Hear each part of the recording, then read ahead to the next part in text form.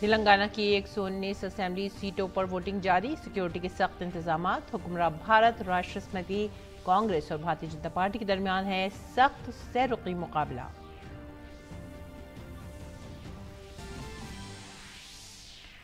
वजीर आजम नरेंद्र मोदी आज विकसित भारत संकल्प यात्रा से फायदा उठाने वालों से बातचीत करेंगे। खवातीन की क़यादत में तरक्की की जानिब अहम कदम उठाते हुए वजीर आजम महिला किसान ड्रोन सेंटर का भी करेंगे इफ्तिताह।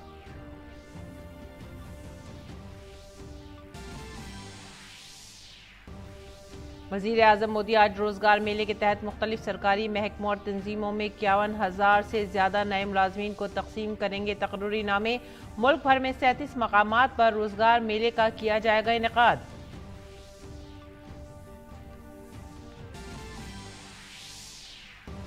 वजीर आजम नरेंद्र मोदी आबो हवा में तब्दीली पर आलमी सरबराह इजलास में शिरकत के लिए आज 2 रोजा दौरे पर दुबई होंगे रवाना। COP28 में आबो हवा में तब्दीली के मुश्तरका चैलेंज से निमटने के लिए हिकमत अमली और इज्तिमाई कोशिशों पर किया जाएगा तबादला ख्याल। वजीर आजम नरेंद्र मोदी ने कहा, G20 आज है ज्यादा जामे, अहम और मौसर। हिंदुस्तान ने G20 के कामयाब निफाज के बाद ब्राजील को सौंप दी है G20 की सदारत।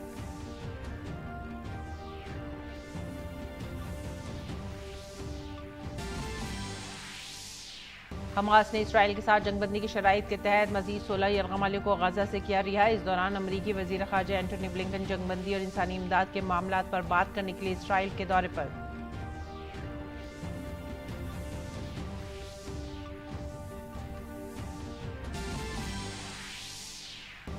और खेलों में Manchester United UEFA champions league से बाहर होने के दहाने पर। आर्सेनल और PSV ने आखिरी 16 में बनाई जगह। रियल मैड्रिड ने नेपल्स को 4-2 से दी शिकस्त। आदाब नाजरीन, उर्दू खबरों में आप सभी का खैर मकदम है। मैं हूं सादिया अलीम। नजर डालते इस वक्त की खास खबरों पर। तेलंगाना की 119 असेंबली सीटों पर आज सुबह 7 बजे से वोटिंग जारी है। वोटिंग शाम 6 बजे तक जारी रहेगी। बाएं बाजू की इंतहा पसंदी से मुतासरा 13 हल्कों में शाम 4 बजे तक वोटिंग होगी। इंतखाबात में 2290 उम्मीदवार मैदान में हैं। रियासत में आज़ादाना और मुनसिफाना इंतखाबात को यकीनी बनाने के लिए खुसूसी पुलिस की 50 कंपनियां और मरकजी मुसल्लह पुलिस फोर्स की 375 कंपनियां तैनात की गई हैं। इसके अलावा पड़ोसी रियासतों के 23,000 से ज्यादा होम गार्ड्स और 45,000 पुलिस एहलकार भी तैनात किए गए हैं। 12,000 से ज्यादा हसास पोलिंग स्टेशनों पर खास तौर से सेंट्रल फोर्सेस को तैनात किया गया है। मॉडल पोलिंग स्टेशनों के अलावा इंतखाबी हुक्काम ने बिलखुसूस हैदराबाद जिले में वोटिंग फीसद बढ़ाने के अज़्म के साथ मुकम्मल तौर पर खवातीन से चलने वाले और मुकम्मल तौर पर दिव्यांग से चलने वाले पोलिंग स्टेशन भी कायम किए हैं। और तेलंगाना असेंबली इंतखाबात के लिए जारी वोटिंग के दरमियान वजीर आजम नरेंद्र मोदी ने सोशल मीडिया प्लेटफॉर्म एक्स पर वोटरों से ज्यादा तादाद में वोट डालने की अपील की है। पीएम ने एक्स पर लिखा, मैं तेलंगाना की अपनी बहनों और भाइयों से अपील करता हूं कि वो रिकॉर्ड तादाद में वोट दें और जमहूरियत के त्यौहार को बाइख्तियार बनाएं। पीएम ने वोटर्स, खासतौर पर नौजवान और पहली बार वोट देने वालों से भी जोर दिया कि वो अपने हक राय दही का इस्तेमाल करें। तेलंगाना असेंबली इंतखाबात के लिए जारी वोटिंग के दरमियान वजीर दाखिला अमित शाह ने वोटर से ज्यादा तादाद में वोट डालने की अपील की है। वजीर दाखिला अमित शाह ने एक्स पर लिखा, वो एक ऐसी सरकार बनाने के लिए बड़ी तादाद में आए जो खुशहाल तेलंगाना के लिए बेलौस खिदमत अंजाम दे सके। उन्होंने बदनवानी से पाक और गरीबों की हमदर्द सरकार बनाने की अपील की। तेलंगाना में असेंबली इंतखाबात के लिए वोटिंग जारी है। BRS पार्टी की लीडर के कविता अपना वोट डालने DAV पब्लिक स्कूल बंजारा हिल पहुंची। और मरकजी वजीर और बीजेपी के रियासती सर G किशन रेड्डी ने तेलंगाना असेंबली इंतखाबात के लिए अंबरपेट के एक पोलिंग स्टेशन पर अपना वोट डाला। वजीर आजम नरेंद्र मोदी आज सुबह तकरीबन 11 बजे वीडियो कॉन्फ्रेंसिंग के जरिए विकसित भारत संकल्प यात्रा का फायदा उठाने वालों से बातचीत करेंगे। विकसित भारत संकल्प यात्रा का आगाज मुल्क भर में हुकूमत की फ्लैगशिप स्कीमों की मुकम्मल रसाई को यकीनी बनाने के मकसद से किया जा रहा है, ताकि इस बात को यकीनी बनाया जा सके कि इन स्कीमों के फायदे मुकर्ररा वक्त में तमाम मुस्तहिक अफराद तक पहुंचे। खवातीन की क़यादत में तरक्की को यकीनी बनाने के लिए वजीर आजम मुसलसल कोशिश कर रहे हैं। इस सिमत में एक और कदम उठाते हुए वजीर आजम नरेंद्र मोदी वजीर आजम महिला किसान ड्रोन सेंटर का इफ्तिताह करेंगे। ये मरकज़ ख़वातीन के सेल्फ हेल्प ग्रुप्स SHGs को ड्रोन फराहम करेगा ताकि वो इस टेक्नोलॉजी को रोजी रोटी के लिए इस्तेमाल कर सके। आइंदा 3 सालों के दौरान ख़वातीन के सेल्फ हेल्प ग्रुप्स को 15,000 ड्रोन फराहम किए जाएंगे। ख़वातीन को ड्रोन उड़ान में इस्तेमाल करने की ज़रूरी तरबियत भी दी जाएगी। इस इक़दाम से ज़राअत में टेक्नोलॉजी के इस्तेमाल की हौसला अफजाई होगी। तकरीब के दौरान वज़ीर आज़म एम्स देवघर में तारीखी 10,000वें जन औषधि सेंटर को कौम के नाम वक्फ करेंगे। इसके अलावा वज़ीर आज़म मुल्क में जन औषधि मराकज़ की तादाद 10,000 से बढ़ाकर 25,000 करने का प्रोग्राम भी शुरू करेंगे। और वज़ीर आज़म नरेंद्र मोदी आज रोज़गार मेले के तहत 51,000 से ज़्यादा तकर्री नामे तकसीम करेंगे। मुख्तलिफ सरकारी महकमों और इदारों में नए तैनात होने वाले एहलकारों को तकर्री के खतूत तकसीम किए जाएंगे। इस मौके पर वज़ीर आज़म नए तैनात होने वाले मुलाजमीन से खिताब भी करेंगे। ये रोज़गार मेला मुल्क भर में 37 मकामात पर मुनक़्क़िद किया जाएगा। मुल्क भर से मुंतखब होने वाले नए मुलाजमीन हुकूमत की मुख्तलिफ वजारतों और महकमों में खिदमात अंजाम देंगे, जिनमें महकमा महसूलात, वजारत दाखिला, महकमा हायर एजुकेशन, महकमा स्कूल एजुकेशन एंड लिटरेसी, महकमा मालियाती खिदमात, वजारत दिफा, वजारत सेहत और ख़ानदानी बहबूद और वजारत मेहनत और रोज़गार शामिल है। ये रोज़गार मेला रोज़गार पैदा करने को अवलीन तरजीह देने के वज़ीर आज़म के अहद को पूरा करने की तरफ एक कदम है। नए तैनात होने वाले एहलकार तरक्की याफ्ता हिंदुस्तान के वज़ीर आज़म के विजन को अमली जामा पहनाने में अपना हिस्सा और ताउन देंगे। नए तैनात होने वाले एहलकार ऑनलाइन मॉड्यूल कर्मयोगी प्रारंभ के जरिए खुद को तरबियत भी देंगे। और वज़ीर आज़म नरेंद्र मोदी आबो हवा से मुतालिक आलमी सरबराह कॉन्फ्रेंस में शिरकत करने के लिए आज 2 रोज़ा दौरे पर दुबई के लिए रवाना होंगे। अपने सफ़र के दौरान वज़ीर आज़म सरबराह कॉन्फ्रेंस में शिरकत करने आए आलमी लीडरों से 2 तरफ़ा मीटिंग भी करेंगे। भारत की G20 सदारत के दौरान मौसमियाती तब्दीली अवलीन तरजीह का मौजू रहा है और नई दिल्ली एलामिया में इससे निमटने के कई अहम तरीक़ों पर बात भी की गई है। COP28 इस सिमत में भारत की हुसूलियाबी को मुश्तरक करने के लिए स्टेज दस्तयाब करेगा। ग्लासगो में मुनक़्क़िदा COP26 सरबराह कॉन्फ्रेंस में वज़ीर आज़म मोदी ने आबो हवा की तब्दीली के सिमत में भारत की बेमिसाल शराकत का जिक्र करते हुए 5 मखसूस अहदाफ का ऐलान किया था। वज़ीर आज़म ने इस मौके पर लाइफ स्टाइल मिशन बराए माहौलियात का भी ऐलान किया था। अक़वाम मुत्तहिदा के मौसमियाती तब्दीली के एलामिया के फ़रीक़ों की 28वीं आला सतही कॉन्फ्रेंस मुत्तहिदा अरब अमीरात की सदारत में मुनक़्क़िद हो रही है। COP28 मौसमियाती तब्दीली के मुश्तरका चैलेंज से निमटने के लिए हिकमत अमली और इज्तिमाई कोशिशों पर तबादला ख्याल करने का एक प्लेटफॉर्म है। वज़ीर आज़म नरेंद्र मोदी दुबई में मुनक़्क़िद होने वाले COP28 कॉन्फ्रेंस में शिरकत करने जा रहे हैं और इसी हवाले से हमारे नामा निगाह शशेर शलार ने मुत्तहिदा अरब अमीरात में हिंदुस्तान के सफ़ीर संजय सुधीर से बात की। आइए देखते हैं ये खास बातचीत। प्रधानमंत्री नरेंद्र मोदी यूएई आने वाले हैं। खासतौर पर COP28 सम्मेलन जो है उसमें शिरकत करेंगे। किस प्रकार से ये सम्मेलन का आयोजन होगा, खास तौर पर किस प्रकार से भारत और यूएई के संबंध हैं, इस पर हम थोड़ी जानकारी लेंगे। इस वक्त हमारे साथ भारत के राजदूत यूएई में हैं संजय सुधीर जी, वो है। सर, सबसे पहली बात तो प्रधानमंत्री यूएई आ रहे हैं, एक अच्छे संबंध रहे यूएई के साथ भारत के। इस बार आप किस प्रकार से देख चुके COP28 भी यहाँ पर जो आयोजित किया जा रहा है? 28वां COP यहाँ पे आयोजित किया जा रहा है। ये एक बहुत बड़ी अपॉर्चुनिटी है हमारे लिए और प्रधानमंत्री जी के यहाँ शामिल होने की बहुत प्रतीक्षा हो रही है, क्योंकि जहाँ तक क्लाइमेट चेंज का विषय है, इंडिया ने एक लीडरशिप रोल प्ले किया है। जहाँ तक बात करें इंडिया यूएई के संबंधों के पिछले दिनों में अगर देखा जाए, फिर वो हम बात करें बायलैटरल या फिर इकोनॉमिक ट्रेड की, दिन ब दिन ये बढ़ते जा रहे हैं। किस प्रकार से इन संबंधों को आगे बढ़ते हुए देखा जा रहा है, क्योंकि यहाँ पर भी जो है काउंटर पार्ट है वो भी काफ़ी इंटरेस्टेड है इंडिया के साथ आगे बढ़ने के लिए। इंडिया यूएई की जो रिलेशनशिप है एक बहुत ही इम्पॉर्टेंट रिलेशनशिप है, एक हिस्टोरिकल रिलेशनशिप है। बट इस रिलेशनशिप में जो ऊर्जा आई है पिछले 10 वर्षों में, वो अपने आप में एक नई चीज़ है। तो पिछले साल हमने सीपा साइन किया और उस सीपा के चलते करीब 16% की बढ़ोतरी हुई है हमारे आपसी ट्रेड में। मल्टीलैटरल फोरम्स की हम बात करते हैं तो प्रधानमंत्री जब किसी मल्टीलैटरल फोरम पर जाते हैं तो भारत की आवाज़ जो है बुलंद होती है और उसको ध्यान में रखा जाता है जितने भी डेवलपिंग स्टेट्स हैं। चूंकि ये भी एक मल्टीलैटरल फोरम होगा COP28, यहाँ पर किस प्रकार से हमने तैयारी की है अपनी बात रखने के लिए? यहाँ पे सब लोग प्रतीक्षा कर रहे हैं कि जब प्रधानमंत्री जी आए और अपना क्या मैसेज शेयर करेंगे लोगों के साथ, बिकॉज प्रधानमंत्री जी जो मैसेज शेयर करते हैं उसको लोग सीरियसली सुनते हैं और सीरियसली लेते हैं।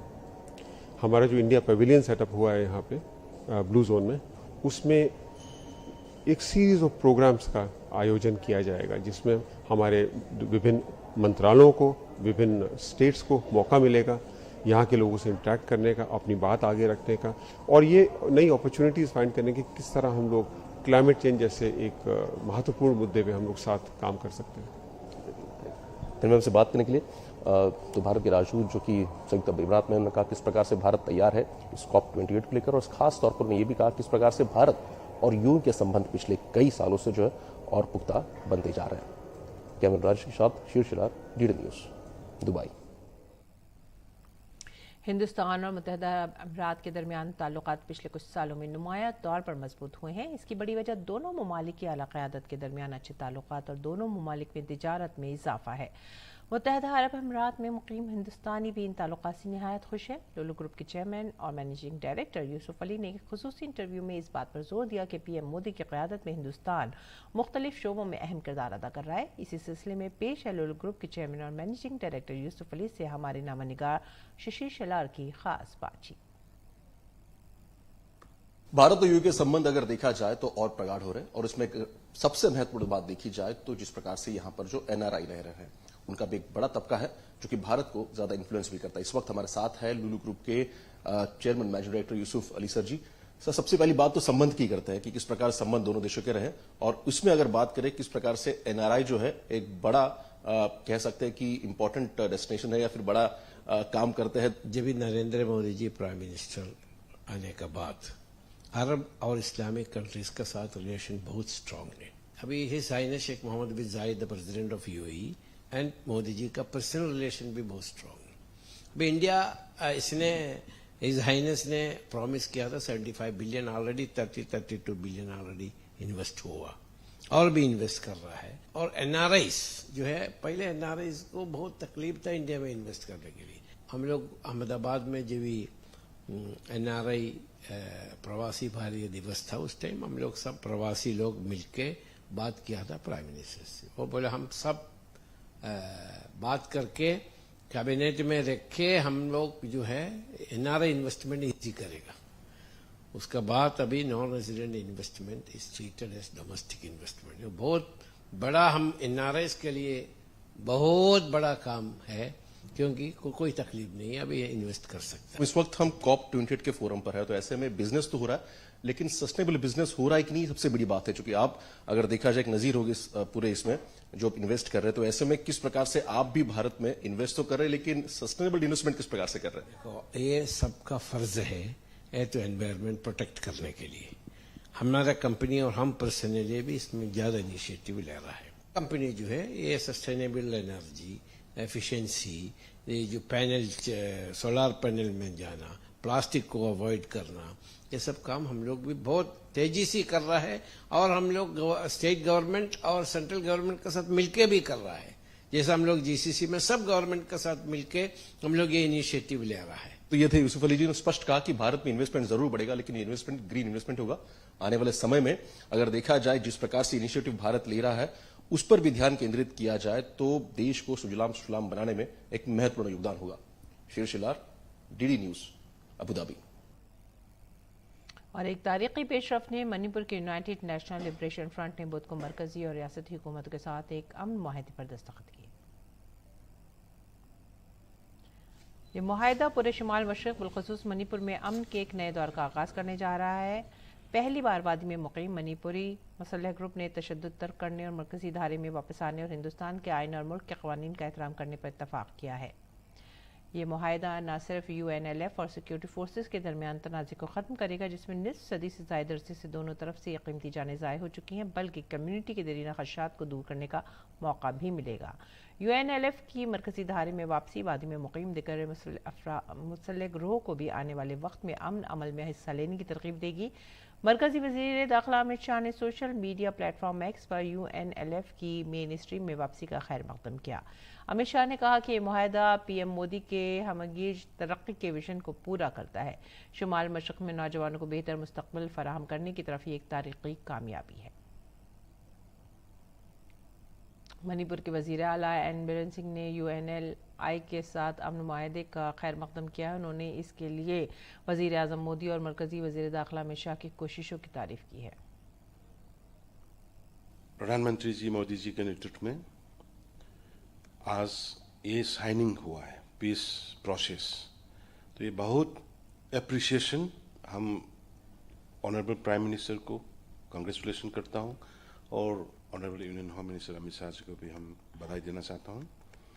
और इसमें और जो यूएनएलएफ के जो कैडर लोग जो है, जो उसका सेना लोग जो भी है, उन लोगों ने ये शांति रास्ता में आने के लिए जो राजी हुआ है, इसके लिए भी हम यूएनएलएफ का कैडर लोग को, उसका मेंबर लोग को अपने दिल से अप्रिशिएट करता हूँ।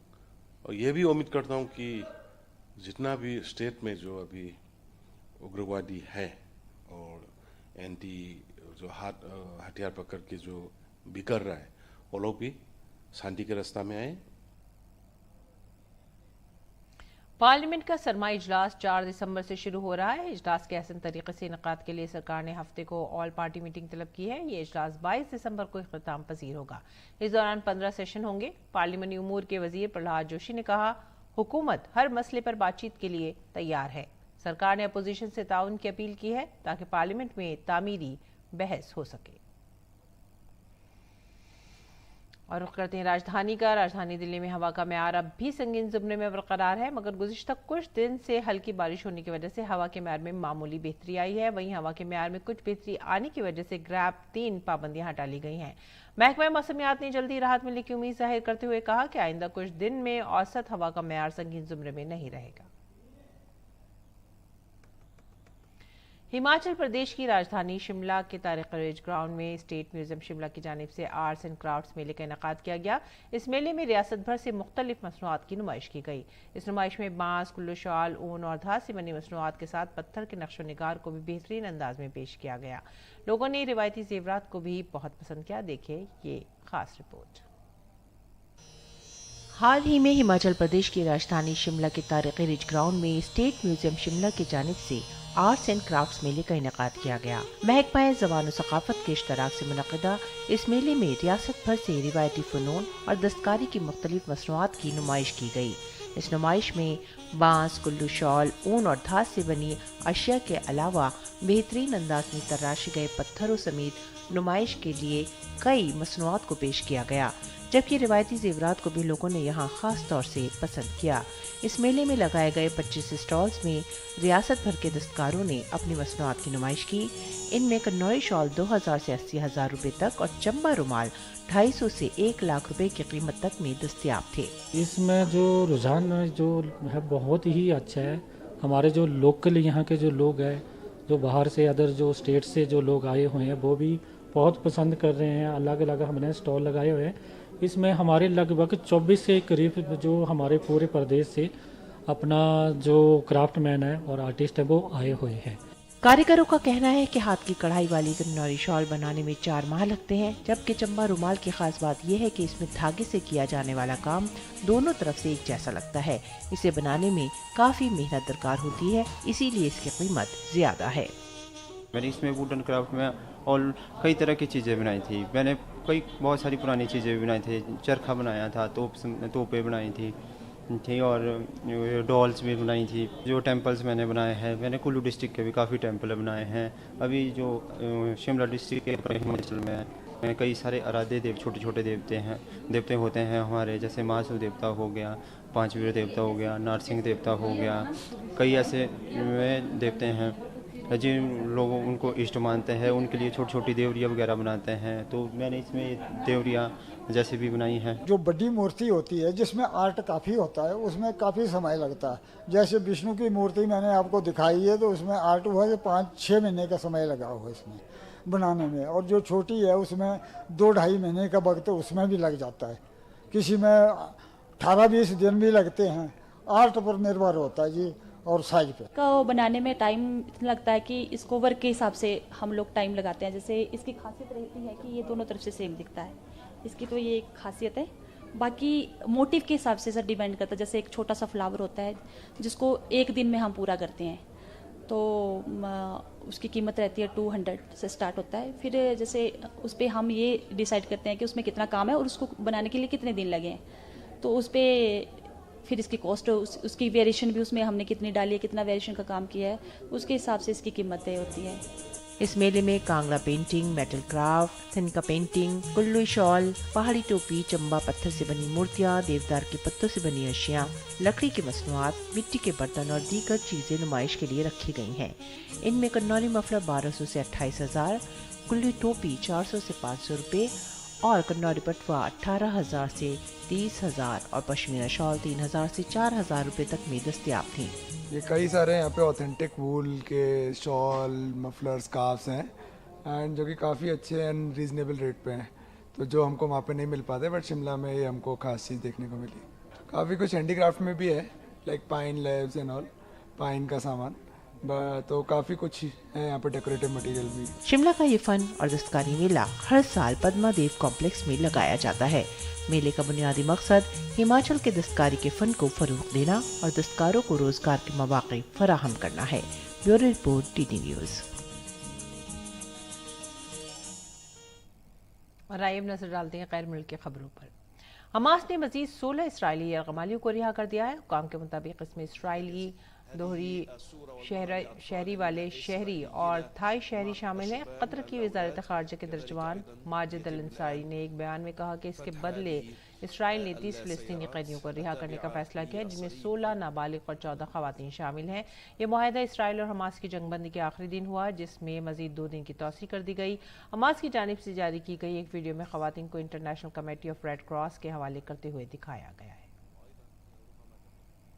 इसराइली वज़ीर आज़म बेंजामिन नेतन्याहू ने गजा के करीब तामीर किए जाने वाले एक नए इसराइली गांव की इफ्तिताई तकरीब में शिरकत की। ये गांव हाल ही में हलाक होने वाले मकामी रहनुमा ओफेर लिएस्टाइन की याद में तामीर किया जा रहा है, जो कुछ उससे कबल हमास के हमले में मारे गए थे। तकरीब में शिरकत के बाद नेतन्याहू ने कहा कि हम जंग की वजह से नुकसानात उठाने वाली तमाम कम्युनिटीज़ की तामीर नौ के लिए संजीदा है और इसमें मस्बत इक़दाम किए जा रहे हैं। नेतन्याहू ने हमास के हाथों हलाक होने वाले मकामी रहनुमा को खराज अक़ीदत पेश करते हुए गांव का नाम ओफेर के नाम पर रखने की बात कही। ओफेर असल में शार हंगेफ इलाक़ाई कौंसिल के सरबराह थे, जो 7 अक्टूबर को हमास के हमले में मारे गए थे। और इसराइल और हमास के दरमियान यरगमाली और कैदियों के तबादले के मुआहदे के दरमियान रेड क्रॉस के बैनुल-अक़वामी कमेटी का एक काफिला यरगमालियों को लेकर इसराइल पहुंचा, जिन्हें तवील अरसे से हमास ने यरगमाल बनाए रखा था। कतर की सालिसी के बाद इसराइल ने हाल ही में तनाज़े के दौरान गिरफ्तार किए गए कुछ फिलिस्तीनी कैदियों को रिहा करने का फैसला किया, जिसके बाद हमास ने यरगमालियों को रिहा किया। मुआहदे के बाद हमास ने कहा कि इसराइल गोलाबारी से 3 यरगमाली जान की बाजी हार गए। हमास का इसमें कोई अमल दखल नहीं। हमास ने एक और बयान में कहा कि 2 रूसी यरगमाली को भी रिहा कर दिया गया है। और अक़वाम मुत्तहिदा के सेक्रेटरी जनरल एंटोनियो गुटेरेस ने कहा है कि गजा पटी एक बड़ी इंसानी तबाही है। चीन के वज़ीर ख़ारजा वांग यी के ज़ेर सदारत अक़वाम मुत्तहिदा की सलामती कौंसिल के इजलास से खिताब करते हुए उन्होंने दुनिया को बताया कि हमें पीछे नहीं देखना चाहिए। जंग बंदी को तूल देने के लिए शदीद मुज़ाकरात जारी हैं, जिसका हम पुरजोर खैर मक़दम करते हैं, लेकिन हमें यकीन है कि हमें हकीकी इंसानी बुनियादों पर जंग बंदी की ज़रूरत है। रुख करेंगे चीन का। चीन में इन दिनों सांस से मुतालिक बीमारी तेज़ी से बढ़ रही है और इस बीमारी के सिलसिले में कई ममालिक मोहतात हो गए हैं। चीन के वज़ीर ख़ारजा वांग यी ने कल कहा है कि चीन के कुछ हिस्सों में बच्चों में फ्लू के मामले पाए गए हैं, जो कि आम बात है और चीन इस पर काबू पाए हुए है। आलमी सेहत तंजीम ने गुज़िश्ता हफ्ते चीन से अपील की थी कि वो बच्चों में सांस की बीमारी और नमूने के मामले पर तफसीली मालूमात फराहम करें। वहीं आलमी सेहत तंजीम के अफसर ने कहा है कि चीन में बीमारियों में इजाफा कोविड-19 वबा के मुकाबले में ज़्यादा नहीं है। और आइए हम नजर डालते हैं दिल्ली से शाया उर्दू अखबारात पर।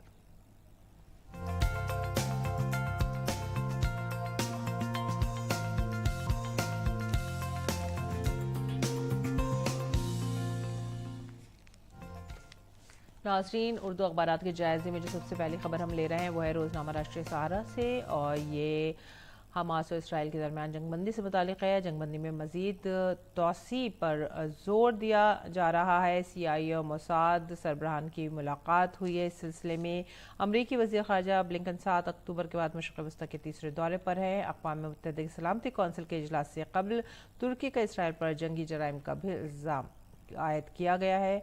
3 इसराइली फ़ौजी की लाश हमास के पास होने का दावा भी इस सिलसिले में किया जा रहा है। और इस बीच 16 यरगमालियों को हमास ने रिहा किया है। आगे बढ़ेंगे अगली सुर्खी की तरफ, और ये भी राष्ट्रीय सहारा से है, और ये है सिलक्यारा सुरंग हादसे से मुतालिक।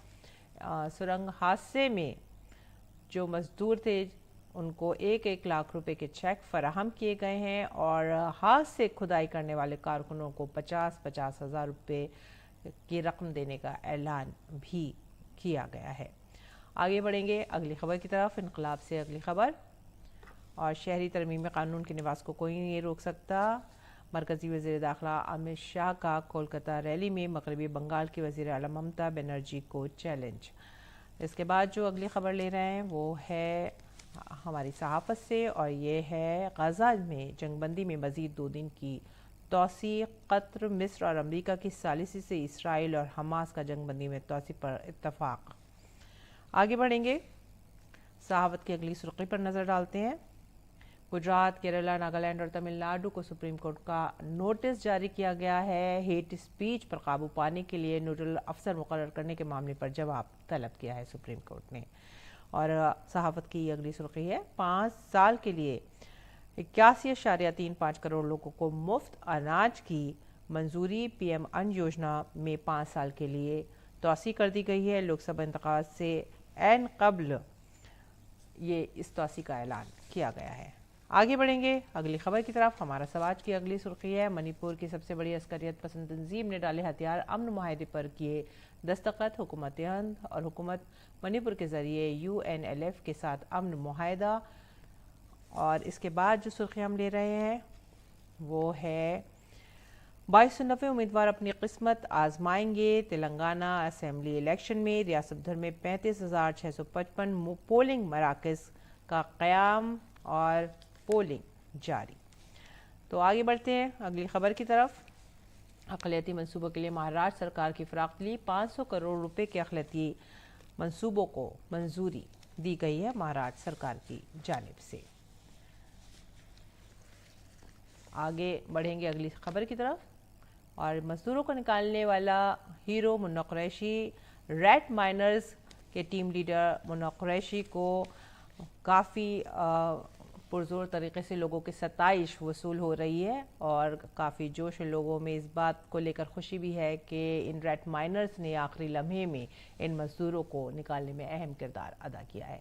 तो ये थे आज के उर्दू अखबारात और अब रुख करते हैं मौसम का हाल जानने की तरफ।